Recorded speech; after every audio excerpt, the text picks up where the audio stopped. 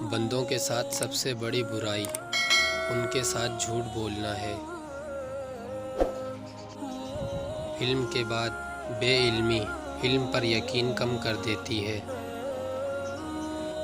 انسان سب سے غیر محفوظ اس وقت ہوتا ہے جس وقت وہ خود کو محفوظ تصور کرنے لگتا ہے۔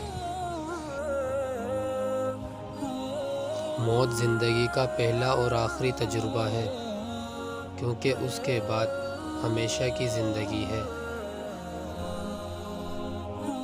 جب ظالم ظلم کرنے کو اپنا حق سمجھنے لگے تو اس سے یہ حق چھین لینا چاہیے۔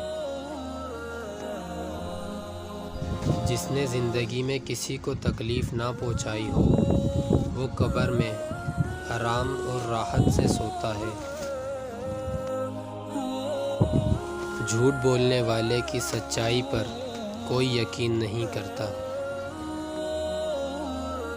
علم شیطان سے جنگ کرنے کا بہترین ہتھیار ہے۔ دشمن جب تدابیر آزما کر ناکام ہو جاتا ہے تو وہ دوست کا روپ دھار لیتا ہے۔